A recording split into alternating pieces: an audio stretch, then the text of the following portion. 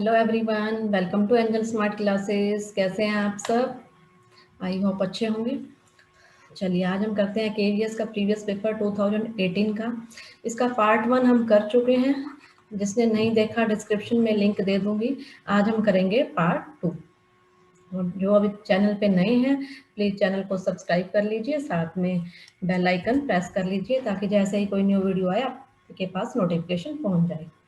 चलिए स्टार्ट करते हैं। 1 हम कर चुके हैं। अब करेंगे 1 विच one is a characteristics of charismatic leaders. देखो इसको हिंदी में देखो, कृष्ण ई काट दो तो ये क्या बन गया, कृष्मा। ठीक है, कृष्मा। कृष्मा कौन, वो लीडर कौन सा जो कृष्मा करता है। ठीक है, कृष्मा वाला लीडर। कृष्मा लीडर ये वो होता है जो कृष्मा करता है, वो लीडर यानी जो कुछ नया करता है। ठीक है, कुछ नई चीजें इनोवेशन करता है, अपने सबॉर्डिनेट्स को कॉन्फिडेंस इसमें बहुत होता है, अपने सबॉर्डिनेट्स को जो होते हैं इसके फॉलोअर्स या सबॉर्डिनेट उनको इन्फ्लुएंस करता है। ठीक है, पहले हम देखते हैं ये क्या होता है, फिर हम क्वेश्चन करेंगे। देखो, charismatic leadership is defined by leader क्या जिसकी कम्युनिकेशन स्किल्स अच्छी हैं, परसुएसिवनेस जो अपने फ्लोअर्स में, जिसमें चार्म होता है। इसको चार्म से याद कर सकते हो, क्रिस्मेटिक को किसे याद कर सकते हो, चार्म। इसमें चार्म होता है जिससे क्या होता है, लोग इन्फ्लुएंस होते हैं इससे। ठीक है, और ये इनका एक स्टाइल होता है अपना, एक कॉन्फिडेंस होता है इनमें अपना। और जो ये थिंकिंग जो इनकी होती है वो होती है आउटसाइड द बॉक्स। अपने मूवीज में देखा होगा कई बारी डायलॉग भी आता है, जहां से तुम सोचना खत्म करते हो वहां से हमारी सोच शुरू होती है। ये उस टाइप के लीडर है। थिंक आउटसाइड द बॉक्स, कुछ नया करते हैं, मीन्स समथिंग न्यू, इनोवेशन करेंगे, कुछ नया करने की कोशिश करते हैं ये। और not afraid to push limits, और कोई डिसीजन लेने से ये डरते नहीं है। अब क्वेश्चन देखो, अब कह रहा है कि कौन सी कैरेक्टरिस्टिक्स है। अभी हमने पढ़ लिया ये लीडर कौन से होते हैं। अब देखो, एब्डिकेट रिस्पॉन्सिबिलिटी से भागते हैं नहीं, रिस्पॉन्सिबिलिटी से तो भागते हैं ही नहीं, तो रिस्पॉन्सिबिलिटी लेने को रेडी रहते हैं। Intervenes only if the standards are not met, ऐसा भी नहीं है, ये पूरा मोटिवेट करते हैं अपने सबॉर्डिनेट्स को। Engaged in behaviour that are perceived as novel, उस बिहेवियर में एंगेज होते हैं जो नोवल यानी कि देखो जिसे नवीन समझा जाता है, बिल्कुल ये नई नई चीजें करते रहते हैं। ठीक है, तो हमारा आंसर क्या हो जाएगा, थर्ड। नेक्स्ट देखो, विच of the following is not a method of creating query in excess. कौन सा मेथड नहीं है क्वेरी इन एक्सेस का। अगर आप इस क्वेश्चन को ध्यान से देखोगे, नहीं भी आता ना, देखो विजार्ड मेथड है, विजार्ड टेक्स्ट एसक्यूएल या सिक्वल मेथड, तो डिजाइन मेथड नहीं आएगा। क्या नहीं आएगा, डिजाइन मेथड नहीं है। Third answer. A machine is purchased for rupees 3 lakh and its salvage value after its useful life 9 year. Machine 3 lakh की ली, उसकी वैल्यू कितनी है, 9 ईयर है। जो लाइफ है उसकी 9 ईयर है। और जो साल्वेज वैल्यू है वो है स्क्रैप कह लो जिसको, 30,000 स्क्रैप है। Repair expenses at the end of fourth year 20,000। What will be the rate of depreciation per annum under straight line method. क्या पूछ रखा है इसने, रेट ऑफ डेप्रिसिएशन। ये फॉर्मूला बेस्ड क्वेश्चन है। रेट ऑफ डेप्रिसिएशन कैसे निकलता है, रेट ऑफ डेप्रिसिएशन निकलता है annual depreciation divided by cost of asset. Cost of asset हमें गिवन है, कितनी है कॉस्ट ऑफ एसेट, 3 लाख की इंटू 100, बट हमें एनुअल डेप्रिसिएशन क्या है कैलकुलेट करना पड़ेगा। एनुअल डेप्रिसिएशन के लिए देखो, एनुअल डेप्रिसिएशन का फॉर्मूला है कॉस्ट माइनस स्क्रैप। कॉस्ट कितनी है हमारी, 3 लाख, माइनस स्क्रैप कितना है, 30, इसमें पुट कर दो, यहाँ 3 लाख। ठीक है, माइनस स्क्रैप कितना है, 30, डिवाइडेड बाय लाइफ, लाइफ कितनी है 9 ईयर्स, तो 270 डिवाइडेड बाय 9, तो कितना आ जाएगा यहाँ से 30,000। 30,000 को अब इस फॉर्मूले में पुट करो, ये हमारा क्या आ गया, एनुअल डेप्रिसिएशन, यानी कि हर साल हमें इतना डेप्रिसिएशन लेना है। डिवाइडेड बाय कॉस्ट हमारे पास कितनी है, 3 लाख, इंटू 100 करोगे तो क्या आ जाएगा, ये आ जाएगा 10% आ जाएगी। रेट क्या आ जाएगी, 10%। आंसर में देखो सेकंड ऑप्शन 10% रेट आ गई। ठीक है, इसमें कुछ नहीं करना, फॉर्मूला बेस्ड क्वेश्चन है। Annual depreciation divided by cost, annual depreciation 30,000 और कॉस्ट क्या हमारी 3 लाख। लेकिन कई बार यहाँ याद रखना, कई बार ना क्या इंस्टॉलेशन कॉस्ट आ जाती है, इंस्टॉलेशन चार्जेस आ गए, तो वो भी कॉस्ट में आपको ऐड करने पड़ेंगे वहां पे। ठीक है, अगर फ्रेट दे देता है, भाड़ा दे देता है, या इंस्टॉलेशन चार्जेस दे देता है, तो वो भी क्या करोगे, कॉस्ट में ऐड कर दोगे। ठीक है, नेक्स्ट है which of the following is not a benefit of E business. E business का क्या बेनिफिट नहीं है? देखो, customer satisfaction, convenience, personal touch, global reach. देखो, मैंने अमेजोन से क्या मंगवाई, एक टी शर्ट मंगवाई, ठीक है, अमेजोन से मैंने टी शर्ट ली, ठीक है, वो टी शर्ट आई मुझे, वो बहुत अच्छी टी शर्ट थी, जैसे मैंने सोचा था, मेरी एक्सपेक्टेशन से भी अच्छी थी, तो मुझे सेटिस्फेक्शन मिलेगी, घर बैठे बैठे चीज मिल गई, कन्वीनियंस भी है, ठीक है, कोई और आप चीज भी, ग्लोबल रीच है, कहीं कहीं से भी कुछ भी मंगवा सकते हो आप, पर्सनल टच नहीं है। अगर मैंने ऑर्डर किया, जब मैं ऑर्डर कर रही थी अमेजोन से, ठीक है, ऑर्डर कर रही थी, तो मेरे को नहीं पता था सेलर से मैं मिली, नहीं मिली सेलर से, या मैं टी शर्ट को टच कर सकती थी, नहीं टच कर सकती थी, तो व्यक्तिगत इसमें पर्सनल टच नहीं आता, ठीक है, आप लेते हो, आपको कोई पता नहीं सेलर कौन है, सेलर को भी नहीं पता बायर कौन होता है, ठीक है, तो पर्सनल टच इसमें नहीं रहता है। नेक्स्ट है job posting is. Job posting क्या, सबसे पहले ये पता होना चाहिए जॉब पोस्टिंग है क्या। देखिए, जॉब पोस्टिंग क्या है, ये एक पोस्टिंग का ही मेथड है, ठीक है, पोस्टिंग की एक मेथड है। इसमें क्या किया जाता है, determine cost of specific jobs, बस इसमें यही लाइन इंपॉर्टेंट है कि आप क्या करते हो, एक जॉब की कॉस्ट देखते हो, ठीक है, जॉब की कॉस्ट कैसे देखते हो, सपोज मुझे एक घर बनवाना है, एग्जाम्पल लो, मेरे को घर बनवाना है, ठीक है, तो मैंने उससे बात की, मिस्त्री या बिल्डर किसी से भी बात करी, तो उन्होंने कहा आपको कितना घर बनवाना है जी, 1 रूम बनवाना है, 2 रूम बनवाना है, कितना आप बनवाओगे, क्यों, उसी अकॉर्डिंग वो मेरे को क्या बताएंगे, फिर कॉस्ट बताएंगे। मैंने कहा जी मुझे 1 रूम बनवाना है, तो उन्होंने कहा जी 1 रूम का हम बना देंगे जी, 1 लाख खर्चा आएगा। मैंने कहा ठीक है, मुझे 2 रूम बनवाने हैं, तो कह रहे हैं जी हम बना देंगे 2 रूम का 2 लाख लग जाएगा। यानी कि जॉब के अकॉर्डिंग क्या बताते हैं, स्पेसिफिक जॉब के अकॉर्डिंग क्या हो जाती है, कॉस्ट हो जाती है। फिर मैंने कहा ठीक है जी 2 रूम बनवा दो, 2 लाख में 2 रूम बन गए। फिर मुझे क्या करवाना है, इंटीरियर भी करवाना है, साथ में मुझे वुड वर्क भी करवाना है। तो वुड वर्क वाला, मैंने वुड वर्क वाले से बात करी, वो कहता है जी, मैंने कहा मुझे अलमीरा चाहिए रूम में, कहता है जी ठीक है जी लगा देंगे जी, 50,000 रुपये खर्चा आएगा, ठीक है। मैंने कहा ठीक है, मुझे किचन में भी करवाना है, कहता है ठीक है जी करवा लो जी, आपका टोटल हो जाएगा जी 125,000। तो ये क्या कर रहे हैं, ये जॉब के अकॉर्डिंग क्या बता रहे हैं, कॉस्ट बता रहे हैं मुझे, जैसे जैसे काम हो रहा है इंक्रीज होता जाएगा, कॉस्ट भी इंक्रीज हो रही है, ठीक है, जॉब के अकॉर्डिंग कॉस्ट होगी, वो होगी जॉब कॉस्टिंग, ठीक है, performed according to customer specification, जैसे जैसे मैंने बोला मुझे ये काम करवाना है, कस्टमर स्पेसिफिकेशन उस अकॉर्डिंग क्या हो जाती है, वो कॉस्ट हो जाती है, ठीक है। ये जॉब कॉस्टिंग होगी, किस लिए यूज होती है, work consist of separate project, different different project होते हैं या लार्ज प्रोजेक्ट होते हैं ना, ठीक है, तो जॉब कॉस्टिंग के मेथड से हम कॉस्ट एनालाइज करते हैं। अब देखो question, job costing is highly repetitive, applied when the material and labor cost can be identified by order number, not applied in plants making specialized industrial equipments, applied where at different sites larger scale contracts are carried out। हाँ, ये इसका answer आएगा 4। देखो, different different site larger scale contracts are carried out, जब बहुत बड़े बड़े contract होते हैं, ठीक है, कॉन्ट्रैक्ट पे काम दे दिया जाता है, तो वहाँ क्या करते हैं, जॉब कॉस्टिंग यूज होती है। नेक्स्ट है which one of the following statement is true, कौन सी स्टेटमेंट जो है ट्रू है। There is no separate law that governs sole proprietorship. Sole का मतलब क्या होता है, सोल मीन्स ओनली वन।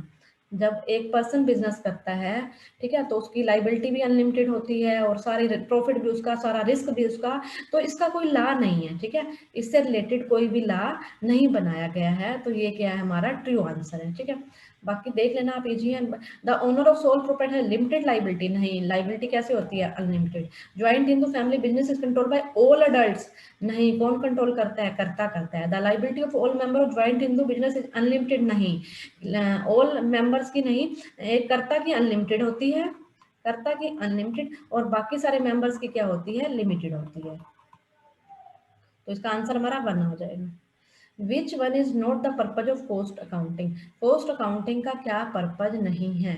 देखो, कॉस्ट कॉस्ट अकाउंटिंग है, तो इसमें क्या है, कॉस्ट डिटरमाइन होती है, उसके कॉस्ट के बेस पे ही हम देखेंगे कौन सा प्रोडक्ट हम बनाएं और कौन सा प्रोडक्ट, सपोज हमारे पास ये पी प्रोडक्ट है, क्यू प्रोडक्ट है, आर प्रोडक्ट है, तो हम सबकी कॉस्ट देखेंगे, फिर देखेंगे कि हम प्रोडक्ट से रिलेटेड डिसीजन लेंगे, कौन सा प्रोडक्ट बनाने में हमें फायदा है, कौन सा प्रोडक्ट हमें नहीं बनाना चाहिए, कौन सा प्रोडक्ट हम बाहर से खरीद ले, ठीक है, अगर महंगा पड़ रहा है हमें बनाना, मैं क्यों प्रोडक्ट बना रही हूँ, मेरी 100 रुपए कॉस्ट आ रही है और बाहर से मुझे 80 में मिल रहा है, तो मैं बाहर से ले लूंगी, ये सारी कॉस्ट अकाउंटिंग में आ जाता है। तो प्रोडक्ट से रिलेटेड डिसीजन आप लोगे, बिल्कुल ठीक।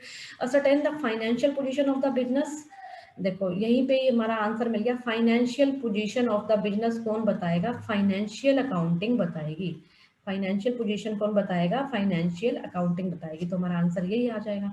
दूसरा, प्लानिंग एंड कंट्रोल करोगे इससे। Making decision make about, make और बाय, या तो आप चीज बनाओ या क्या करो, बाय कर लो, बाहर से बाय कर लो। अगर महंगी पड़ रही है तो आप बाय कर लो, सस्ती पड़ रही है तो आप बना लोगे, ठीक है। तो हमारा आंसर क्या आएगा? Second. Which one is correct in modern marketing sense? देखो मॉडर्न मार्केटिंग, ठीक है, मॉडर्न मार्केटिंग में क्या है? Market refer to the place, क्या करेक्ट है? Place where buyers and sellers gather. देखो प्लेस की बात करें, आप फ्लिपकार्ट से कुछ मंगवा रहे हो, ठीक है, तो आपको कहीं प्लेस में जाना पड़ा क्या? तो प्लेस आज, पहले के बहुत पहले के टाइम में था कि प्लेस होता था। आजकल ऑनलाइन शॉपिंग हो रही है, तो आजकल प्लेस होना, मार्केट का मतलब प्लेस से नहीं है, आप ऑनलाइन भी बाय कर सकते हो। तो ये वैसे ही गलत हो गया। Market refers to set of actual and potential buyer of a product और सर्विस। तो हमारा आंसर क्या आएगा? सेकंड आ जाएगा, ठीक है। Marketing is same as shopping. Marketing में शॉपिंग से भी याद आता है, इसमें पहले से लेके प्रोडक्शन के पहले से लेकर बाद तक की सारी प्रोसेस इन्वॉल्व हो जाती है, तो ये भी गलत है। Marketing only post production activity, नहीं, पोस्ट नहीं है, प्री भी है, प्री की चीजों को भी इंक्लूड करते हैं। तो हमारा आंसर ये है। पोटेंशियल बायर क्या होते हैं? एग्जाम्पल से समझो। देखो एक तो आपके एक्चुअल बायर हो गए। देखो मैं ना कोचिंग मैंने स्टार्ट की कर दी 11th और 12th की। अब मुझे लगा मैं लोगों यानी कि स्टूडेंट्स तक कैसे कन्वे करूं ये बात। तो मैंने क्या किया, मैंने देखा 3-4 बच्चे ना गली में से जा रहे थे, 3-4 स्टूडेंट्स थे, और मैंने उनके हाथ में बुक्स देखी। कौन सी कोचिंग स्टार्ट की मैंने? अकाउंट, चलो इको की लगा लो, इको की स्टार्ट करी मैंने, ठीक है, इको पढ़ाना स्टार्ट किया। मैंने देखा उनके पास 12th की अकाउंट उसकी इको की बुक है, और वो जा रहे हैं, 4-5 बच्चे जा रहे थे। तो मैंने क्या किया, मैंने अपने पंफलेट बनवाए हुए थे अपने कोचिंग सेंटर के, पंफलेट मैंने क्या करे, उनको दे दिए। अभी ये मेरे स्टूडेंट नहीं है, ठीक है, हो सकता है इनको कोचिंग लेनी हो, इनको नहीं समझ में आ रहा हो कोचिंग लेना, तो मेरे फ्यूचर में ये स्टूडेंट बन सकते हैं। वो होता है पोटेंशियल बायर, जो अभी आपका सामान प्रोडक्ट नहीं परचेज कर रहे बट फ्यूचर में परचेज कर सकते हैं। तो मार्केट में दोनों इंक्लूड करते हैं, एक्चुअल भी और पोटेंशियल भी। नेक्स्ट है, which one is not a feature of global enterprise? देखो बात किसकी कर रहा है, इस एक वर्ड को पकड़ लो और क्वेश्चन हो जाएगा, ग्लोबल, ठीक है। मेरी यहाँ भी मैंने कंपनी खोल रखी है अपनी, मेरी यहाँ भी ब्रांच है, जापान में भी है, यूएसए, मैं यूएसए में भी खोलना चाहती हूँ, ठीक है। देखो अब मैं यूएसए में खोलना चाहती हूँ, मुझे क्या क्या चाहिए होगा? देखो कैपिटल चाहिए होगी, ठीक है, अब यूएसए में खोल रही हूँ तो टेक्नोलॉजी भी चाहिए होगी, ठीक है, कुछ नया नई चीज होगी जब भी तो बिकेगी। अगर पुरानी चीज है जो वहां मिल रही है तो मेरी चीज को कौन बाय करेगा? कुछ समथिंग न्यू होगा तो डेफिनेटली बिकेगा वो, ठीक है। कैपिटल रिसोर्सेज भी चाहिए, टेक्नोलॉजी भी होनी चाहिए, इनोवेशन भी होनी चाहिए, ठीक है।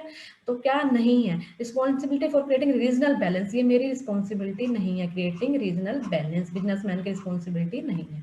तो ये तीन चीज, ग्लोबल की बात कर रहे हो आप, ग्लोबल एंटरप्राइज की, तो ये तीन चीजें फीचर्स है उसकी, ठीक है।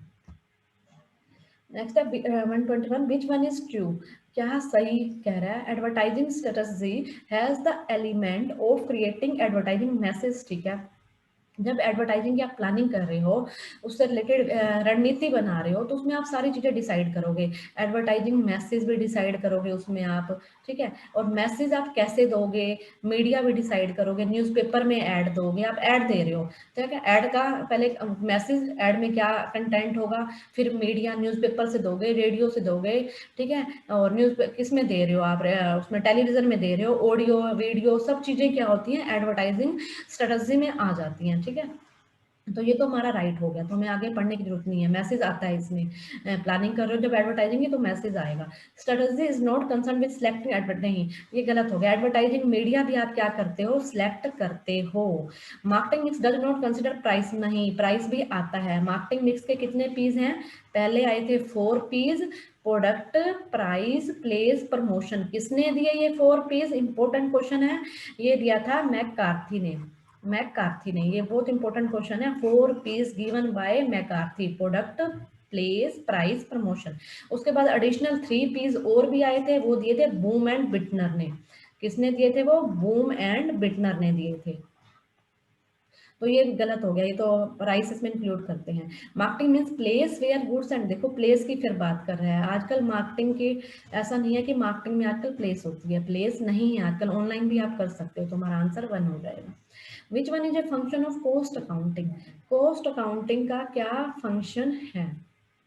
देखो कॉस्ट अकाउंटिंग पहले भी आई थी, to provide information about the profit of loss of the business as a whole, नहीं, ये पूरे बिजनेस की हमें फाइनेंशियल अकाउंटिंग प्रॉफिट बताएगा, ये नहीं बताता, ये तो गलत ही हो गया, ठीक है। To provide information about the unit cost and profit losses of different product line. Yes, ये हमारा सही है। मैं प्रोडक्ट पी बना रही हूँ, प्रोडक्ट क्यू बना रही हूँ, प्रोडक्ट आर बना रही हूँ, तो मेरे को ये सबकी कॉस्ट और सबका प्रॉफिट बताएगा, जिससे मैं डिसाइड करूंगी कि मुझे कौन सा प्रोडक्ट बनाना है, कौन सा बाहर से खरीदना है, या कौन सा बंद कर दूं, मेरे को लॉस हो रहा है। तो क्या बताता है ये, provide information about the unit cost and profit and losses of different product lines. Income and expenditure account is prepared by NPO, non for profit organisation को क्या कहते हैं, एनपीओ। एनपीओ को ये वो ऑर्गेनाइजेशन होती हैं जिनका मोटिव प्रॉफिट अर्न करना नहीं होता, ये नो प्रॉफिट नो लॉस पे काम करती हैं। ठीक है, तो ये अकाउंट्स हमारे किस बेस पे बनाती है, अकाउंट्स दो बेस पे बनते हैं, एक तो हमारा कैश बेसिस हो जाता है, एक हो जाता है हमारा अक्रूवल बेसिस। ठीक है, कैश बेसिस का मतलब है जैसे ही आपने कैश लिया या कैश दिया तब एंट्री करते हैं हम। ठीक है, सपोज अब मेरे 31 मार्च को क्या है, मेरे अकाउंट क्लोज हो रहे हैं, मैंने जो सैलरी थी 10,000, ठीक है, मेरे को 31 मार्च को देनी थी, बाय चांस मेरे को क्या हुआ, मेरे पास पैसे नहीं थे या कोई इमरजेंसी होगी, मैं कुछ नहीं दे पाई। ठीक है, तो मैं नहीं दे पाई, लेकिन कैश बेसिस में हम दिखाएंगे ही नहीं, क्योंकि मैंने नहीं दिए। मैंने कब दिए, 1 तारीख को, तो हम उसको 1 तारीख को ही दिखाएंगे, 31 मार्च को नहीं दिखाएंगे। कैश बेसिस होता है। अक्रूवल में चाहे आप पे करो चाहे नहीं करो, ड्यू तो हो गए ना, तो मैं इसको 31 मार्च को अक्रूवल बेसिस पे दिखाऊंगी। ठीक है, तो हमारे अकाउंट बनते हैं अक्रूवल बेसिस पे। ठीक है, इसके किस बेस पे बनते हैं, अक्रूवल बेसिस पे बनते हैं, जब तक स्पेशली मेंशन ना हो कैश बेसिस।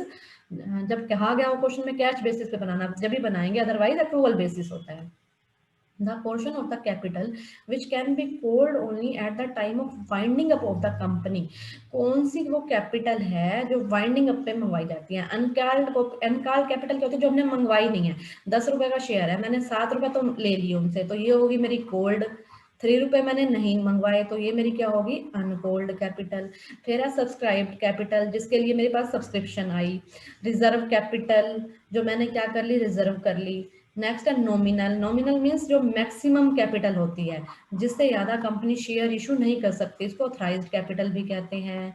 ठीक है, तो ये कह रहा है वाइंडिंग अप के टाइम जो है क्या होता है, हम मंगवाते हैं, वो होती है रिजर्व। देखो वाइंडिंग अप, जब बिजनेस बंद हो रहा है तो हमने क्या कर ली, कुछ कैपिटल रिजर्व करके रख ली। 10 में से 1 रुपया मैंने क्या करा, रिजर्व कर लिया। ये मैं कब मंगवाऊंगी, वाइंडिंग अप पे। हो सकता है मेरी सिचुएशन कहीं बिल्कुल बेकार ना हो जाए, तो इसलिए कंपनी क्या करती है, कई बार रिजर्व कैपिटल रख लेती है अपने पास। A decision to issue new debenture, नए डिवेंचर को आप इशू कर रहे हो, तो ये डिसीजन कौन सा, ये इंपॉर्टेंट है। देखिए, ये हमारे फाइनेंशियल डिसीजन होते हैं, इसमें 3 टाइप्स के डिसीजन आते हैं। 1 आता है इन्वेस्टमेंट, सेकंड आता है फाइनेंसिंग, और थर्ड आता है डिविडेंड डिसीजन। इन्वेस्टमेंट डिसीजन में 2 टाइप्स के डिसीजन आएंगे, लॉन्ग टर्म इन्वेस्टमेंट कर सकते हो आप, और शॉर्ट टर्म। जब लॉन्ग टर्म की इन्वेस्टमेंट की बात करती है, लॉन्ग टर्म इन्वेस्टमेंट हम किस में करते हैं, इसमें चैप्टर आता है हमारा कैपिटल बजटिंग। जब शॉर्ट टर्म की बात करते हैं, शॉर्ट टर्म इन्वेस्टमेंट किस में करते हो आप, वर्किंग कैपिटल। वर्किंग कैपिटल, इसमें क्या आ जाएगा, वर्किंग कैपिटल। ठीक है, देखो इन्वेस्टमेंट, पहले डिसीजन हो गए 3 टाइप्स के। ठीक है, फर्स्ट आया लॉन्ग टर्म, फिर शॉर्ट टर्म। लॉन्ग टर्म में कैपिटल बजटिंग, शॉर्ट टर्म में वर्किंग कैपिटल। ठीक है, ये पैसा इन्वेस्ट हो गया, बट पैसा आएगा कहाँ से, ये तो इन्वेस्टमेंट कर दी। पैसा आएगा कहाँ से, वो होते हैं फाइनेंसिंग डिसीजन। पैसा आप कहाँ कहाँ से लोगे, इसमें आता है कैपिटल स्ट्रक्चर। कैपिटल स्ट्रक्चर, आप पैसा लोगे प्रेफरेंस से लोगे पैसा, आप लोगे इक्विटी से लोगे पैसा आप, या आप डेट से पैसा लोगे, या लॉन्ग टर्म लोन, सारे इसमें कैपिटल स्ट्रक्चर में आ जाएंगे। पैसा कहाँ से आएगा, साथ के साथ इसमें आएगा कॉस्ट ऑफ कैपिटल, जो पैसा आप लोगे उसका आपको कितना इंटरेस्ट या कितना डिविडेंड देना पड़ा है, उसकी कॉस्ट क्या आएगी। ठीक है, ये हो गया फाइनेंसिंग डिसीजन, पैसा कहाँ से आएगा। पैसा आ गया, आपने लगा भी दिया, आपको हो गया प्रॉफिट। तो उसके बाद आता है डिविडेंड डिसीजन, जो आपको प्रॉफिट हुआ, कितना आप डिस्ट्रीब्यूट करोगे, कितना आप डिस्ट्रीब्यूट करोगे और कितना आप अपने पास रखोगे। मुझे 100 रुपये प्रॉफिट हुआ, मैं 70 बांट दिया, मैंने 30 रुपये क्या करा, अपने पास रख लिया। भैया फ्यूचर है, फ्यूचर अनस्टेन है, कहीं इमरजेंसी पड़ गई तो मैंने 30 रुपये रख लिया। ठीक है, आप देखो फाइनेंशियल डिसीजन 3 टाइप के हुए, इन्वेस्टमेंट, फाइनेंसिंग और डिविडेंड। इन्वेस्टमेंट में क्या आएगा, लॉन्ग टर्म और शॉर्ट टर्म। लॉन्ग टर्म में कैपिटल बजटिंग, और शॉर्ट टर्म की बात हो रही है, शॉर्ट टर्म क्या होती है, वर्किंग कैपिटल। पैसा आए, फाइनेंस, पैसा लाए कहाँ से भाई, आएगा कहाँ से, इन्वेस्ट तो बाद में करोगे ना, पहले आना भी तो चाहिए ना, कहाँ से आएगा। कैपिटल स्ट्रक्चर इशू कर दिए, प्रेफरेंस शेयर, इक्विटी या डिवेंचर इशू कर दिया, लॉन्ग टर्म लोन ले लिया, और साथ के साथ उसकी कॉस्ट भी क्या पड़ेगी।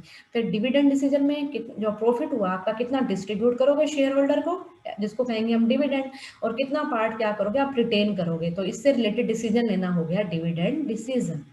अब देखो क्वेश्चन को, अब कह रहा है ये डिसीजन, अब आपको समझ भी आ गया होगा। तो देखो, इशू न्यू डिवेंचर, नए डिवेंचर इशू कर रहा है। देखो इन्वेस्टमेंट डिसीजन, इन्वेस्टमेंट में डिसीजन में क्या आ गया, कैपिटल बजटिंग डिसीजन क्या हो गया, लॉन्ग टर्म हो गया, ठीक है।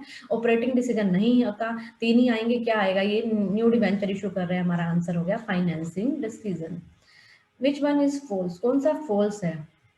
Sub field of accounting are bookkeeping, financial accounting and management accounting. बिल्कुल, देखो अगर मैं अकाउंटिंग की बात करती हूँ, एक सेकंड इसको क्लियर कर देती हूँ मैं।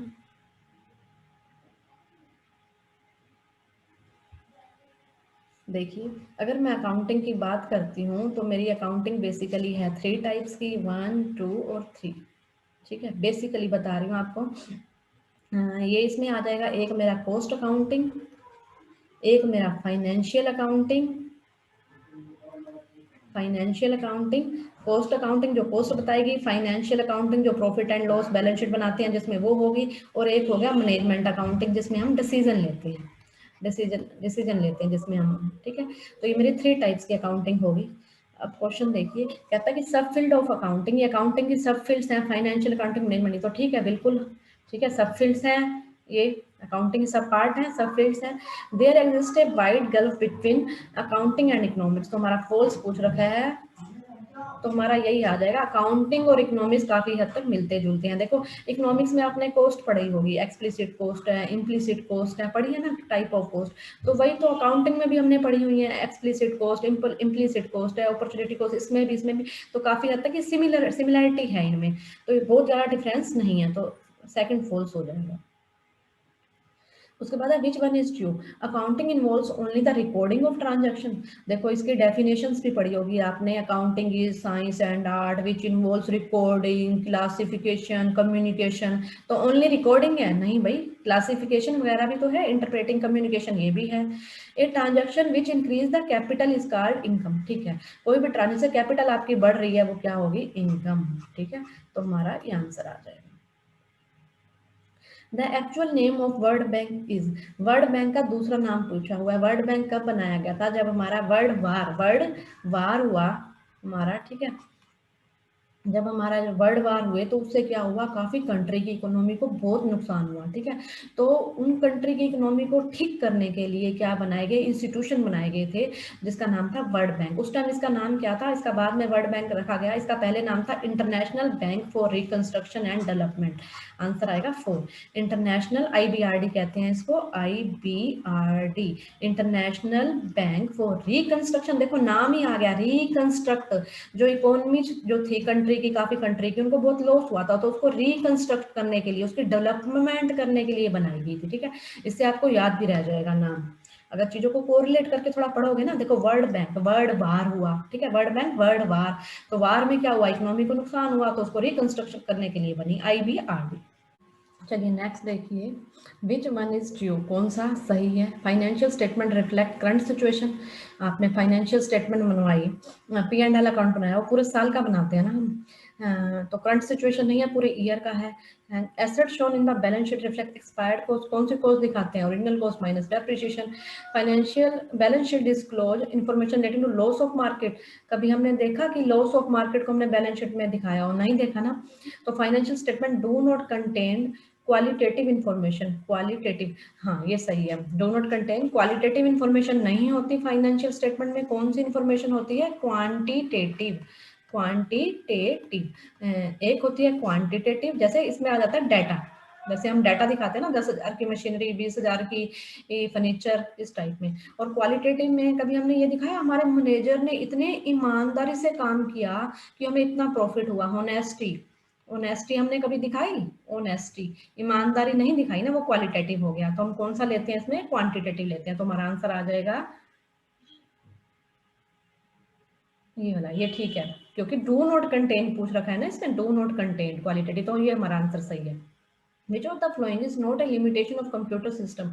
कंप्यूटर सिस्टम की क्या लिमिटेशन नहीं है? तो ये सभी को आता ही होगा क्या लिमिटेशन नहीं है। तो इसका आंसर आप कमेंट बॉक्स में मुझे बताना। एक क्वेश्चन आपके लिए, मीना ड्रॉज ए बिल और Praveen on August 29, 2018 for 1 month. The due date of the bill will be। देखो मीना ने बिल किसने लिखा किसने नहीं, हमें ये मतलब नहीं है, हमें क्या पकड़ना है, कितने टाइम का है बिल? 1 मंथ का। कब लिखा है? 29 अगस्त को। ठीक है, यहाँ करवा देती हूँ, अगस्त 29 को लिखा फॉर 1 मंथ। तो 1 मंथ कब कंप्लीट होगा? 29 अगस्त है, 29 सितंबर हो गया 1 मंथ। ठीक है, बट बट इसमें हमें क्या करना होता है? 3 डेज जोड़ने होते हैं ग्रेस के अपनी तरफ से। 3 डेज किसके ऐड करो? ग्रेस पीरियड के। ठीक है, ग्रेस पीरियड, चाहे क्वेश्चन में कहा है चाहे नहीं कहा है, ग्रेस पीरियड के लिए हम कितने ऐड करते हैं? फिक्स है, ये फिक्स है, 3 डेज ऐड करेंगे। तो 30, 1, 2, तो 2 अक्टूबर को होगी पेमेंट। ठीक है, पे करेंगे 2 अक्टूबर को। बट 2 अक्टूबर को क्या है? नेशनल हॉलीडे, गांधी जयंती है ना, नेशनल हॉलीडे है इस दिन। तो फिर पेमेंट कब करें? एक दिन पहले। ठीक है जी, 1 अक्टूबर को पेमेंट होएगी। पेमेंट कब होगी? 1 अक्टूबर को। ध्यान से देखो, देखो 29 अगस्त 1 मंथ का है, सीधो सीधा 29 सितंबर आ गया। 3 दिन किसके आप अपनी तरफ से ऐड करोगे? ग्रेस पीरियड के ऐड करते हैं, तो 2 अक्टूबर आएगा। तो 2 अक्टूबर को क्या होती है? गांधी जयंती, उस दिन नेशनल हॉलीडे है, सबको पता है ये बात। तो पेमेंट कब होगी? एक दिन पहले, एक दिन पहले, अक्टूबर 1 को। Which of the following is not a kind of responsibility of business? Social responsibility, कौन सी बिजनेस की सोशल रिस्पॉन्सिबिलिटी नहीं है? सोशल रिस्पॉन्सिबिलिटी क्या होती है कि बिजनेस की किस किस के लिए उसका उत्तरदायित्व है, क्या उसकी रिस्पॉन्सिबिलिटी है, उसकी कस्टमर के लिए क्या रिस्पॉन्सिबिलिटी है उसकी, ठीक है, उसकी सोसाइटी के लिए क्या, ऐसे सोशल रिस्पॉन्सिबिलिटी के काइंड्स हैं। एक है इकोनॉमिक, इकोनॉमिक जो बिजनेस खोला गया है, ऐसा थोड़ा ना कि वो सोशल सर्विस के लिए खोला है बिजनेस किसी ने, तो मेन काम क्या होता है उनका? प्रॉफिट अर्न करना। तो इकोनॉमिक रिस्पॉन्सिबिलिटी, अभी बिजनेस खोला गया तो प्रॉफिट अर्न करने के लिए खोला गया है। नेक्स्ट है लीगल रिस्पॉन्सिबिलिटी। लीगल का मतलब क्या है? रूल्स रेगुलेशन फॉलो करे, जो भी गवर्नमेंट के रूल्स रेगुलेशन है सारे क्या करे? उसको फॉलो करे। फिर एथिकल रिस्पॉन्सिबिलिटी। एथिकल रिस्पॉन्सिबिलिटी क्या होती है? जो उसको क्या काम करना चाहिए क्या नहीं, बिजनेसमैन को पता होना चाहिए। इन्वायरमेंट को नुकसान नहीं पहुंचाना, जैसे बिजनेसमैन को पता है इन्वायरमेंट को नुकसान नहीं पहुंचना चाहिए। डूज और डोंट, क्या करना चाहिए और क्या नहीं करना चाहिए, वो होगी एथिकल रिस्पॉन्सिबिलिटी। उसके बाद है डिस्क्रिशनरी रिस्पॉन्सिबिलिटी। डिस्क्रिशनरी रिस्पॉन्सिबिलिटी में क्या होती है? कहता है कि सपोर्ट करे और सोसाइटी को, और कोशिश करे। देखो बिजनेस जो होता है वो सोसाइटी में ही रह के होता है, ठीक है, सोसाइटी का ही तो पार्ट होता है वो। तो सोसाइटी को इम्प्रूव करे, सपोर्ट करे। जैसे आपने देखा होगा टाटा एजुकेशन पे पैसे खर्च करता है, ठीक है, एजुकेशन पे काफी पैसे लगाते हैं। ये वेलफेयर के काम, जो बड़ी बड़ी कंपनियां काफी वेलफेयर का काम भी करती हैं, तो वो उनकी अपनी कंपलसरी तो नहीं है, उनको गवर्नमेंट ने तो नहीं कहा आपको काम करना है, उनकी अपनी इच्छा है वो करती हैं, क्योंकि वो अपनी रिस्पॉन्सिबिलिटी को समझती हैं। जिस सोसाइटी में वो रह रही हैं उस सोसाइटी का भला करना, उस सोसाइटी का वेलफेयर करना, उसको इम्प्रूव करना, उसको सपोर्ट करना, ये इसकी रिस्पॉन्सिबिलिटी हो जाती है। ठीक है, अगर जैसे कोई प्रॉफिट कमा रहे हैं, जैसे कोई ट्री प्लांट करते हैं, ट्री प्लांटिंग है, स्कूल्स खोल लिए, हॉस्पिटल खोल लिए, ठीक है, जिसपे कम चार्जेस ले लो या फ्री ऑफ कॉस्ट दे दो, ये सारे क्या आते हैं? डिस्क्रिशनरी में आ जाएंगे। ठीक है, तो कौन सी रिस्पॉन्सिबिलिटी नहीं है? इकोनॉमिक होगी, लीगल होगी, एथिकल होगी, डिस्क्रिशनरी होगी। तो कौन सी इसमें देखो, डिस्क्रिशनरी कर ली, एथिकल कर ली, इकोनॉमिकली, प्रोफेशनल रिस्पॉन्सिबिलिटी नहीं है। ठीक है, आंसर 1। नेक्स्ट है which of the following principle is applicable in the contract of life insurance? देखो ये सारे के सारे क्या हैं? इंश्योरेंस के प्रिंसिपल्स हैं। ठीक है, ये सारे के सारे क्या हैं? प्रिंसिपल्स हैं। प्रिंसिपल ऑफ कंट्रीब्यूशन क्या कहता है कि आपने 2 कंपनी से इंश्योरेंस करवा लिया, ए से भी बी से भी, और आपको 50,000 का नुकसान हो गया, तो ऐसा नहीं है कि ए से भी आप 50,000 ले लोगे, बी से भी 50,000 ले लोगे। कंट्रीब्यूशन का मतलब है आपको 50,000 ही मिलेंगे, ये कंपनी आपस में क्या करती कर लेंगी? कंट्रीब्यूट कर लेंगी। वो डिपेंड करेगा आपने इससे कितने का इंश्योरेंस करवाया और इससे कितने का इंश्योरेंस करवाया। इंडेमनिटी क्या होता है? लॉस आपको एक्चुअल में कितना हुआ। जैसे मैंने गुड्स का इंश्योरेंस करवाया था 50,000 का, ठीक है, फायर का इंश्योरेंस करवाया 50,000 का, लेकिन जो आग लगी उसमें मेरे को 20,000 का ही नुकसान हुआ, तो मेरे को 20,000 मिलेंगे, ना कि 50,000। इंडेमनिटी मीन्स जितना आपको लॉस हुआ एक्चुअल में, क्षतिपूर्ति उतनी ही मिलेगी आपको। उसके बाद एक और प्रिंसिपल है सबरोगेशन का। ठीक है। इसमें ये देखते हैं हम भाई अगर आपको आपने इंश्योरेंस ले लिया, ठीक है, पैसे ले लिए, तो जो स्क्रैप वगैरह है, जैसे कार का एक्सीडेंट हुआ तो कार के आपने पूरे पैसे ले लिए, फुल इंश्योरेंस ले लिया, तो कार का स्क्रैप वगैरह है, फिर उसके राइट किसको मिल जाते हैं? इंश्योरेंस कंपनी को मिल जाते हैं। नेक्स्ट है इंश्योरेबल इंटरेस्ट। जो लाइफ इंश्योरेंस में जो एप्लीकेबल प्रिंसिपल है वो हमारा है 1। देखो, अगर किसी की लाइफ चलेगी तो आप उसको पैसों में तोल सकते हैं क्या? हम नहीं तोल सकते ना उसको पैसों में। देखो, लाइफ जो है हमारे लिए इतनी अनमोल है, ठीक है, तो हम पैसे दे के भी लाइफ को, अगर कोई चला गया उसको वापस नहीं ला सकते पैसे दे के भी। तो इंडेमनिटी तो लाइफ वाले में वैसे ही नहीं होगा, तो कंट्रीब्यूशन भी नहीं होगा, किसी की कोई चला ही गया। तो जो मेन इंपॉर्टेंट जो प्रिंसिपल होता है वो हमारा होता है इंश्योरेबल इंटरेस्ट। जैसे हस्बैंड और वाइफ है, ठीक है, ठीक है, ये साथ रह रहे हैं, तो हस्बैंड क्या करता है? मोस्टली हस्बैंड क्या करेगा, क्योंकि हस्बैंड पहले के टाइम में तो वर्किंग हस्बैंड ही होते थे, आजकल तो वाइफ भी है। तो हस्बैंड ने क्या करवाया? अपनी वाइफ का इंश्योरेंस करवा लिया, ठीक है। हो सकता है बाद में उनका डिवोर्स भी हो जाए, डाइवोर्स हो जाए, बाद में वो चीज मैटर नहीं करती, लेकिन जब करवा रहे हैं तो क्या है? उसका इंश्योरेबल इंटरेस्ट है, इसको कहते हैं इंश्योरेबल इंटरेस्ट। तो आंसर हो जाएगा हमारा 1। उसके बाद है cattle breeding farms, poultry farms and fish hatchery come under which type of industries? देखो, इंडस्ट्री, ये मैंने पहले भी इसका पीछे क्वेश्चन आया था। इंडस्ट्री 3 टाइप की होती है, प्राइमरी, सेकेंडरी और टर्शरी। प्राइमरी में 2 आते हैं, जेनेटिक और एक्सट्रैक्टिव। जेनेटिक ये मैंने पहले ऊपर भी बताया, इस टाइप का क्वेश्चन आया था। जेनेटिक कौन सी होती है? जिसमें हम ब्रीडिंग से रिलेटेड होती है, जो, ठीक है, मछली पालन, ठीक है, मछली पाल रहे हो आप, इसमें फिश पाल रहे हो, मछली और फिश सेम ही हो गया, खैर मछली फिश, या फिर आप हैन मुर्गी पाल रहे हो, मछली पालन, ये सारा इसमें आ जाएगा। एक्सट्रैक्ट मीन्स कुछ खोद के निकाल रहे हो, नेचुरल रिसोर्सेज, जैसे जैसे आप कोयला वगैरह निकाल रहे हो, तो एक्सट्रैक्टिव हो गया। सेकेंडरी में होता है मैन्युफैक्चरिंग और कंस्ट्रक्शन। मैन्युफैक्चरिंग, आप कुछ प्रोडक्शन कर रहे हो, कुछ बना रहे हो। कंस्ट्रक्शन, जैसे ब्रिज वगैरह, डैम, रोड बना रहे हो आप। तो मैन्युफैक्चरिंग आगे 4 टाइप की है, प्रोसेसिंग, एनालिटिकल, सिंथेटिकल, असेंबलिंग, ये मैं ऊपर करवा चुकी हूँ। टर्शरी में कौन सी आ जाती है? सर्विस वाली, ठीक है, जैसे बैंकिंग आ गया, हॉस्पिटल आ गया, ठीक। तो ये पूछ रहा है कि क्वेश्चन में कैटल ब्रीडिंग, ये सारी किस में आती हैं? कैटल, ये सारी किस में आ गई? जेनेटिक में आ गई ये सारी। तो कौन सी इंडस्ट्री है? प्राइमरी का ऑप्शन नहीं है, अगर प्राइमरी का होता तो हम प्राइमरी में डाल देते, पर इन्होंने उसका भी आगे सब टाइप दे दिया, तो ये कौन सी होती है? जेनेटिक, ठीक है जी, ये जेनेटिक, ये इंडस्ट्री, ये जेनेटिक होगी। ये 2 टाइप की होती हैं, प्राइमरी, एक एक्सट्रैक्टिव होगी, एक जेनेटिक होगी। प्रोसेसिंग कौन सी होती है? जिसमें मैन्युफैक्चरिंग के अंडर आएगी ये प्रोसेसिंग। और सेकेंडरी के अंडर आ जाएंगी ये मैन्युफैक्चरिंग वाली, ठीक है, उसके अंडर आ जाएगी प्रोसेसिंग। देखो, सेकेंडरी के अंडर आई मैन्युफैक्चरिंग, उसके अंडर आ गई प्रोसेसिंग, ठीक है, सेकेंडरी का पार्ट मैन्युफैक्चरिंग, मैन्युफैक्चरिंग का पार्ट प्रोसेसिंग। तो हमारा जेनेटिक हो गया। विच one is a strategic HR initiative for managing shortage? HR human resource का जो है, क्या इनिशिएटिव क्या है ह्यूमन रिसोर्स का? Reduce outsource work, reduce outsourced work. Outsource work क्या होता है? देखो, मैं मेरी कंपनी है सॉफ्टवेयर की, मैं बना रही हूँ सॉफ्टवेयर। एक सॉफ्टवेयर को बनाती हूँ मैं, तो एक पर्सन चाहिए मुझे उसको बनाने के लिए, मैं तो नहीं बना पाऊंगी ना, मेरी तो कंपनी है, मैं कितना काम कर पाऊंगी, ठीक है। मैंने पर्सन अपॉइंट किया, ठीक है, मैंने एक पर्सन अपॉइंट किया, वो ले रहा है जी 1 लाख पर मंथ मेरे से, ठीक है। जो सॉफ्टवेयर बनाना है वो मैंने उसको हायर किया, कहता है 1 लाख पर मंथ लगेगा, 7 मंथ लगेंगे, तो मेरी कॉस्ट कितनी आ जाएगी 7 मंथ में? 7 लाख रुपए, ठीक है। मैं अगर वही वही सेम सॉफ्टवेयर मैं बाहर से बनवाती हूँ, या बाहर से बाय कर लेती हूँ बना बनाया, या बाहर से आउटसोर्स, मैंने काम दे दिया बाहर, ठीक है, बाहर से काम दे दिया मैंने, आउटसोर्स कर दिया अपने काम को, तो वो मेरे को 5 लाख का पड़ता है, ठीक है। तो ये होती है आउटसोर्सिंग, आप बाहर से काम करवा लीजिए, ठीक है। आउट का मतलब बाहर सोर्स, ठीक है, बाहर से आपने काम करवा लिया, जब भी काम करवाओगे जब आपको सस्ता पड़ता है, महंगा पड़ता है तो आप नहीं करवाओगे।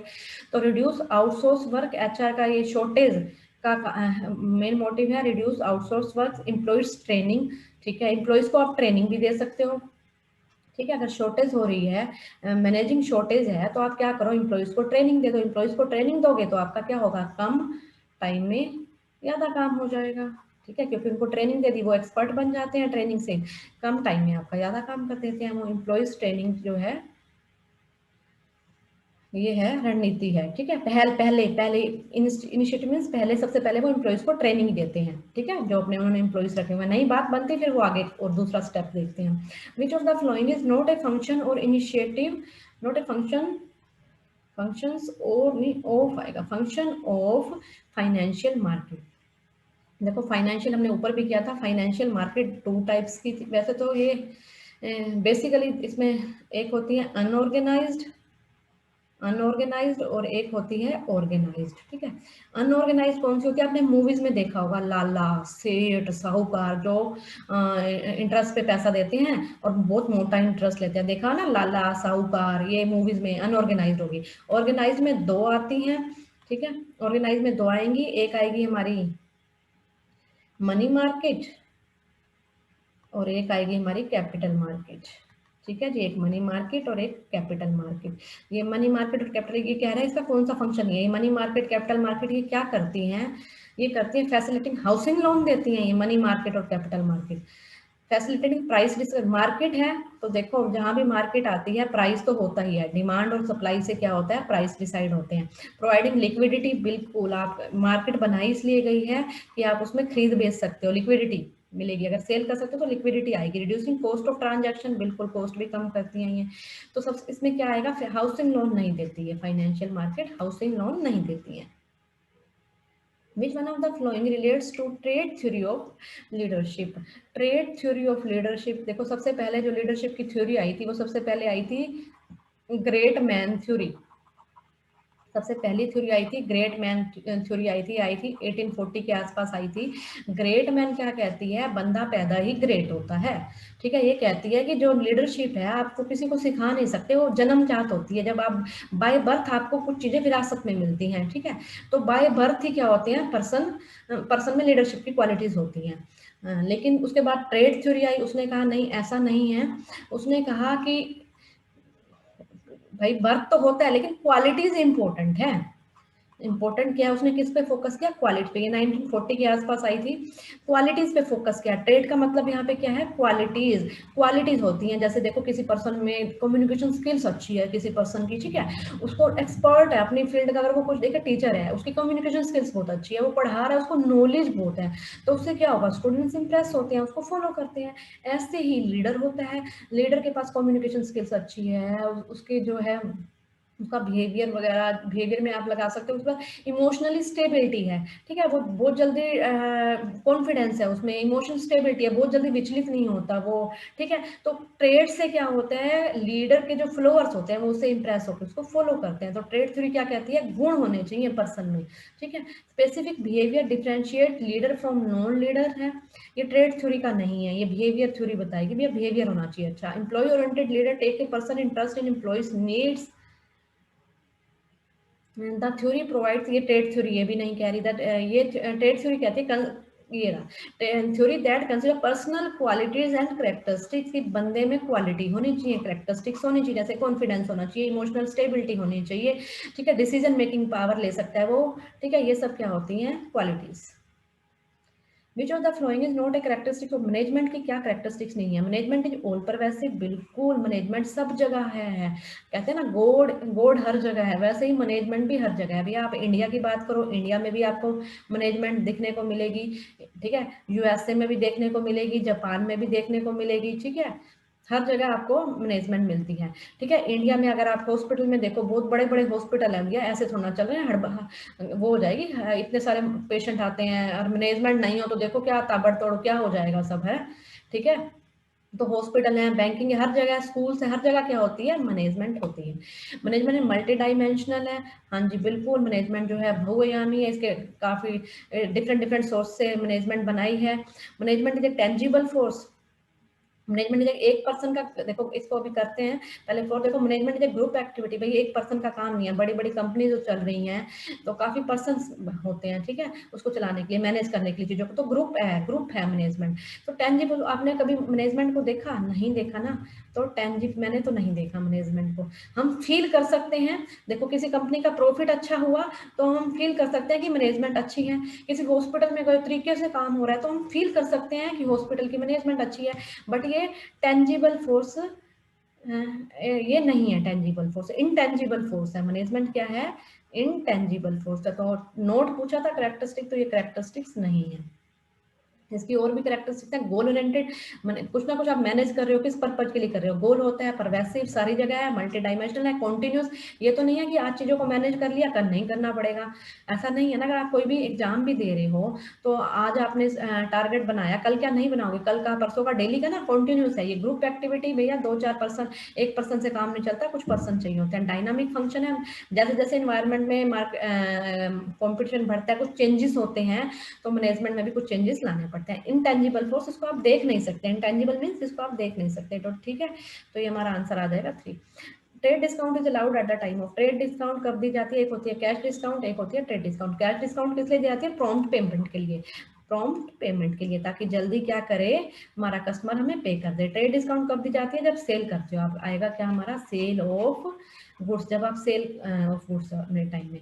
एक और क्वेश्चन होता है, क्या ट्रेड डिस्काउंट को हम इसकी एंट्री करते हैं, ट्रेड डिस्काउंट की, नहीं, इसकी एंट्री हम ट्रेड डिस्काउंट की नहीं शो नहीं करते, नहीं दिखा। विच of the flowing medium is universal, portable and inexpensive but has its own limitation in terms of storage capacity और speed.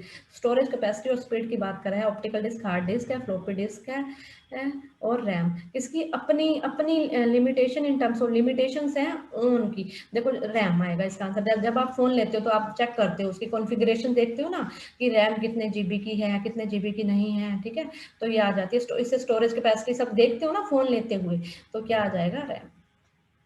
Garden limited forfeited 450 shares of ₹10 is, 450 share issue कर लिए, issue क्या फॉरफिट कर लिए, तो शेयर कैपिटल में क्या कर दूंगी, डेबिट। कितने कितने से 450 शेयर इशू कर रहा है, 10 इशू, प्रीमियम 1 है, उन विच 8 cold up into 8 cold up, ठीक है। लेकिन ये कह रहा है इंक्लूडिंग प्रीमियम, ठीक है, premium was cold ₹6 including premium. अच्छा ये तो मिल ही गई, ठीक है, तो ये तो उसको मिल ही गई है, ठीक है, ₹6 मिल गए, प्रीमियम भी मिल गया, ठीक है। उसके बाद कह रहा है कि 350, अच्छा री इशू कर दिया, ठीक है। देखो 450 उसने राइट ऑफ किए, 350 क्या कर दिया उसने, री इशू कर दिया। मैंने आपको ये क्वेश्चन इस टाइप का पहले भी आया है, पार्ट 1 में भी हमने किया है, मैंने आपको उस टाइम डिटेल में करवाया था, तो फिर मैंने उसको शॉर्टकट भी बताया था। देखो अब री इशू कर रहे हैं, देखो अब इसका शॉर्टकट क्या है, इसको इतना पहले आप इसको फॉरफिट करोगे, फिर आप री इशू करोगे, फिर कितने कैपिटल रिजर्व में जाएंगे, वो चीजें चक्कर में नहीं पड़ना, हमें इसे सीधा देखना है। देखो 450 शेयर थे, कितने री इशू कर रहे हैं, 350, ठीक है। तो देखो हाँ, जितने रीइशू करता है ना, ये याद रखना, उतना ही अमाउंट क्या होता है, उतने का ही अमाउंट कैपिटल रिजर्व में जाएगा। उसने 100 रीइशू नहीं किए तो वो अमाउंट किस में रहेगा, वो शेयर फॉरफीचर में रहेगा, वो हम ट्रांसफर नहीं कर सकते, बस यही बात याद रखनी है आपने। अब देखो प्रीमियम आ गया तो प्रीमियम को भूल जाओ, ठीक है, प्रीमियम का हमने कुछ नहीं करना क्योंकि प्रीमियम हमें मिल गया, वो सेपरेट करते हैं हम। तो ₹6 देखो मैंने कितने मांगे थे उससे, 8, 6 में से एक तो प्रीमियम का है, तो मेरे को कितने रुपीज का फायदा हो गया, मैंने उसके शेयर देखो फॉरफिट कर लिए, ठीक है, तो मेरे को ₹5 का फायदा हो गया ना, प्रीमियम सेपरेट कर दो, 6 में से एक प्रीमियम हो गया, ₹5 का मेरे को क्या हो गया, फायदा, ठीक है। कितने शेयर, 350, हम कैलकुलेट नहीं करेंगे देखो। लेकिन जब उसने रीइशू किए ना, तो ₹7 का उसने शेयर दे दिया, जबकि उसने क्या माना, 8 वाला, 8 वाली चीज उसने क्या दे दी 7 में, तो ₹1 कम में दी ना, ठीक है, ₹1 कम में दी, तो ₹1 आप कहाँ से लोगे, ₹1 आप यहाँ से ले लो, तो बाकी आपके पास क्या बचे, ₹1 का नुकसान हो गया आपको, तो बाकी आपके पास क्या बचे, ₹4 बचे ना। अब इसको मल्टीप्लाई करने आपने 350 इंटू 4, तो ये आ जाएगा 1400, ये हमारा आंसर आ जाएगा बी, ठीक है। सीधा आप लो 350 उठाओ, ठीक है, कितने आप उसको कितने पैसे बचे आपको इस पे, देखो 5 थे, 5 में से एक आपने यहाँ ले लिया, एक तो यहाँ से लो, तो ₹4 बचे ना टोटल आपको, तो ये आ जाएगा ये जाएगा कैपिटल रिजर्व में। बाकी अभी भी 100 शेयर्स पे अभी भी जो पैसा बच गया वो फोर फीचर में पड़ा रहेगा, ठीक है। Which one is a true statement, क्या सही है, एक group of firms in an industry following different strategies cold strategic group, नहीं, डिफरेंट की बात कर रहे हैं, इनकी क्या होती है, डिफरेंट नहीं होती है, स्ट्रेटेजिक ग्रुप की क्या होती है, सिमिलर स्ट्रेटेजी होती है इनकी, ठीक है, सिमिलर होती है। Strategic planning is the process of developing and maintaining strategic fit between the organisation goals and capability. Planning क्या है, प्लानिंग का मतलब यही है कि आपके गोल क्या है, ठीक है, और आपके पास उनको पूरा करने के लिए, गोल्स के लिए क्या कैपेबिलिटी है, तो ये हमारी होगी true statement. Marketing strategy can not become outdated long period तक आपने बनाई, क्या वो आउटडेटेड नहीं होगी? बिल्कुल आउटडेटेड होगी। देखो स्ट्रेटेजिक ग्रुप क्या होता है, एक set of firms with in an industry pursuing similar, इनकी क्या होती है, सेम स्ट्रेटेजी होती है। नेक्स्ट हमारा है as the firms that outsource seek to lower their cost, they try to get maximum benefit from the low cost man power of the host country. देखो देखो यूएसए है, यूएसए में, ठीक है, यूएसए में आप जो क्या है कोई चीज बना रहे हो, ठीक है, वहां पे लेबर आपको क्या पड़ रही है, महंगी पड़ रही है, तो आपने क्या करा, इंडिया में लेबर सस्ती, उन्होंने क्या किया, इंडिया में आके, ठीक है, अपनी कंपनी एस्टेब्लिश कर दी, क्योंकि यहाँ पे लेबर क्या मिल रही है उनको, सस्ती मिल रही है, लेबर सस्ती मिल रही है। तो कहता है कि which concern of outsourcing does this statement signify, तो ये चीज क्या होती है, ये है कॉन्फिडेंशियली, गोपनीयता का तो इसमें देखो कोई बात ही नहीं है। एथिकल कंसर्न ऐसा भी कुछ नहीं है, आप कहीं भी जाके खोल सकते हो कंपनी, कोई अनएथिकल थोड़ा है। रिसेंटमेंट है, resentment in the home country, भाई होम कंट्री में उन्होंने मना कर दिया, ऐसा नहीं है, ठीक है, अगर आप होम कंट्री में मना करें तो आपको बाहर भी नहीं करने देंगे फिर तो, ठीक है, ये भी नहीं है, तो इसका आंसर आएगा हमारे पास स्वीट शॉपिंग। अब देखो ये ये परिश्रम खरीदारी, परिश्रम क्या किया आपने, खरीदारी कर ली, क्या होता है, when firms outsource their work to lower their cost, ठीक है, बाहर से अपना कर लिया to seek maximum benefit from the man host country, ठीक है, man power of host country, आप जहाँ जा रहे हो होस्ट कंट्री में वहाँ मैन पावर सस्ती है, तो आप वहां से कहाँ लेबर ले रहे हो, तो इसको क्या कहते हैं, स्वीट शॉपिंग, लेबर ले लिया आपने, ठीक है, इसको परिश्रम खरीदारी, कई बार ये इंग्लिश में समझ नहीं आता तो हिंदी में भी देख लेना, तो यहाँ से क्लियर हो रही है चीज थोड़ी, ये परिश्रम खरीदारी कहेंगे इसे, ठीक है। The charter of a company as its, ये तो सभी को पता है, चार्टर क्या होता है, चार्टर क्या होता है हमारा, मेमोरेंडम ऑफ एसोसिएशन को ही क्या कहते हैं, चार्टर। मेमोरेंडम ऑफ एसोसिएशन में क्लोज होती है हमारी, ऑब्जेक्टिव क्लोज होती है हमारी, नेम क्लोज होती है, रजिस्टर्ड ऑफिस क्लोज होती है, लोकेशन क्लोज भी जिसे कहते हैं, ठीक है, ये क्लोजेस इंपॉर्टेंट है, 5-6 क्लोज हैं इसमें मेमोरेंडम ऑफ एसोसिएशन में। Which one is the following is a false statement, क्या जो है फॉल्स स्टेटमेंट है, इसमें देखना क्वेश्चन में एक आधा वैसे ही मिस्टेक हो जाती है, किसी में फॉल्स पूछ रखा है, ठीक है, किसी में नोट लगा हुआ है, किसी में नहीं लगा हुआ, चाहे आपको आता भी हो ना तो फिर भी उस पेपर के टाइम क्या होता है, एक आधी मिस्टेक हो ही जाती है इससे रिलेटेड, तो इसको ध्यान से देखना। जो human resource activity are not the sole responsibility of the HR specialist, सभी की होती है ये, the HR functions are not confined to business establishment only, नहीं, एचआर देखो अभी मेरे को नहीं आ रहा है क्वेश्चन समझ में, ठीक है, तो मैंने ये पढ़ा, मुझे कुछ समझ नहीं आया, ये पढ़ा नहीं समझ में, मैं आगे पढ़ती हूँ। देखो एचआर, देखो HR functions are not confined to business establishment, सिर्फ बिजनेस एस्टेब्लिशमेंट के टाइम ही एचआर की जरूरत पड़ती है, उसके बाद जरूरत नहीं पड़ती, नहीं भैया, पूरे टाइम जब तक बिजनेस है एचआर की तो जरूरत पड़ती है, तो मेरे को ये समझ में आ गया, ये गलत, मुझे ये समझ में नहीं आया, ठीक, फिर मैं आगे पढ़ रही हूँ। HR assumes that it is the people who make the difference, अब मुझे ये भी समझ नहीं आया, मैंने इसको भी छोड़ दिया, अब मैं क्या करूँ, अब एक ऑप्शन हो रहा है उसको देखती हूँ, HRM does not press necessitate alignment of HR policies with the organization strategies, कह रहा है कि जो पॉलिसी जो बनाई हमने एचआर की, क्या जो हमारे ऑर्गेनाइजेशन की जो स्ट्रेटजी बनाई वो दोनों पॉलिसी और जो दोनों की पॉलिसी बनाओ मैच नहीं करनी चाहिए, देखो भैया एचआर की और ऑर्गेनाइजेशन की, ठीक है, एचआर की और ऑर्गेनाइजेशन की ये पॉलिसी स्ट्रेटजी में क्या मैच नहीं करनी चाहिए, बिल्कुल करनी चाहिए, कह रहे हैं डज नॉट, मैच नहीं करो, मैच नहीं करोगे तो कैसे काम चलेगा, कोऑर्डिनेशन तो हर चीज में बहुत जरूरी है। देखो ऑर्गेनाइजेशन ने डिसाइड किया हमें अपनी सेल को बढ़ाना है, हमें 500 वर्कर्स और रखने हैं, हमें कम पड़ रहे हैं, तो एचआर ने क्या किया, एचआर ने अपनी पॉलिसीज के अकॉर्डिंग नहीं बनाई कि मेरे को 500 वर्कर्स रखने हैं, इसने रख लिया 100 वर्कर रखने हैं, तो काम चलेगा क्या, नहीं चलेगा ना, कैसे प्रोडक्शन होगा फिर, अगर कम पर्सन रखेगा तो दोनों की पॉलिसी मैच करनी चाहिए, ठीक है, स्ट्रेटजी जो पॉलिसी है इसके अकॉर्डिंग होनी चाहिए, इसी के अकॉर्डिंग इनकी होनी चाहिए, तो ये अब मेरे को देखो यहाँ से आंसर समझ नहीं आता, बट मुझे यहाँ से आंसर समझ में आ गया, नोट कह रहा है कि नहीं मैच करनी चाहिए मैच, ठीक है, तो अब मेरे को समझ में आ गया कि मेरा ये आंसर है। During a period of inflation a liability account which has a constant balance, देखो यहाँ से पकड़ो ये क्या कह रहा है, इन्फ्लेशन की बात कर रहा है, ठीक है, इन्फ्लेशन क्या होता है, जब प्राइस जो होते हैं कॉन्टिन्यूस इंक्रीज करते हैं, प्राइस इंक्रीज करते हैं, कॉन्टिन्यूस बढ़ते जा रहे हैं, महंगाई बढ़ती जा रही है, ठीक है, तो लेकिन आपकी जो लाइबिलिटी है वो कॉन्स्टेंट है, तो आपको बेनिफिट हो गया ना, लाइबिलिटी नहीं बढ़ रही है आपकी, वो कॉन्स्टेंट है तो आपको बेनिफिट हो गया, लेकिन बेनिफिट कब होगा, परचेजिंग पावर लॉस नहीं होगा आपको, क्या हो गया, मॉनेटरी होगा ना, जब मॉनेटरी लाइबिलिटी, हाँ जब आइटम इज ए मॉनेटरी, ठीक है, तो यहाँ ये आ जाएगा आंसर इसका second. The government of India implemented the goods and service tax. Goods and service tax कब इम्प्लीमेंट हुआ है? सभी अभी हाल की बात ही है, 2-3 साल ही हुए इसको। 1 जुलाई 2017 को, ठीक है। किसने? मोदी गवर्नमेंट में हुआ था।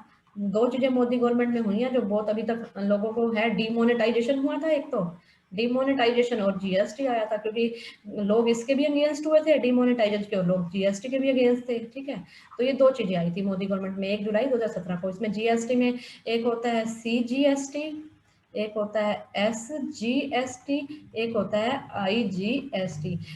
सी से centre, centre goods and service की फुल फॉर्म भी देख लो। चलो फुल फॉर्म तो दी हुई है, centre goods and service tax. SGST state goods and service tax. I से integrated goods and service tax.